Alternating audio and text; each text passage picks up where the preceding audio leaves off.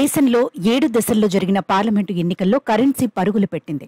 ఓటర్లపై నోట్ల వర్షం కురిసింది. దీంతో గతంలో ఎన్నడూ లేనంతగా అత్యంత ఖరీదైన ఎన్నికలుగా ఈ ఎన్నికలు చరిత్ర సృష్టించాయి. తాజా ఎన్నికల్లో దాదాపు 1.35 లక్షల కోట్లు ఖర్చయినట్టు సెంటర్ ఫర్ మీడియా స్టడీస్ వెల్లడించింది. దీని ప్రకారం ఒక్కో ఓటుకు 1400 ఖర్చు చేసినట్టు ఈ సంస్థ అంచనా వేసింది. పార్లమెంటుకు పోటీ చేసే అభ్యర్థి 95 లక్షల వరకు ఖర్చు చేసే అవకాశం ఉంది. తాజా ఎన్నికల్లో ఈ హద్దులు చెరిగిపోయినట్టు సెంటర్ ఫర్ మీడియా స్టడీస్ తెలిపింది.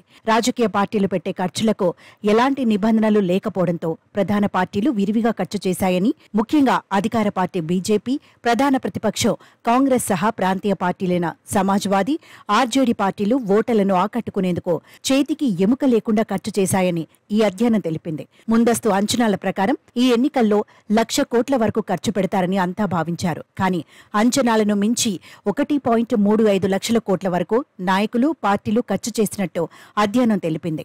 ఇది 2019 ఎన్నికలతో పోల్చితే 55 నుండి 60 వేల కోట్ల ఎక్కువని పేర్కొంది.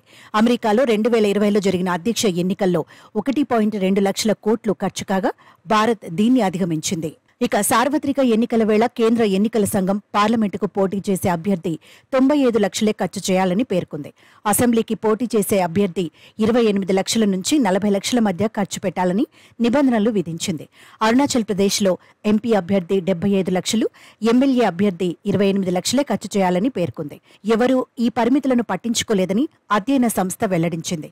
రాజకీయ పార్టీల ఖర్చులపై నిబంధనలు విధించకపోవడంతో బీజేపీ, కాంగ్రెస్ సహా అన్ని ప్రాంతీయ పార్టీలు విడిగా ఖర్చు చేశాయని తెలిపింది. ఓటర్లను ప్రలోభపరిచే కానుకలు, నగదు పంపిణీ వంటివి గోప్యంగా సాగినట్లు పేర్కొంది. దేశంలో 1951 నుండి 52 మధ్య జరిగిన ఎన్నికల్లో ఎంపీ అభ్యర్థి 25,000 ఖర్చు చేయాలని నిబంధన విధించారు. ప్రస్తుత ఎన్నికల్లో ఈ ఖర్చు 75 నుండి 95 లక్షలకు పెంచారు. తొలి ఎన్నికలతో పోల్చితే ప్రస్తుత ఖర్చు ఏకంగా 300 రెట్లు పెరిగినట్టయింది.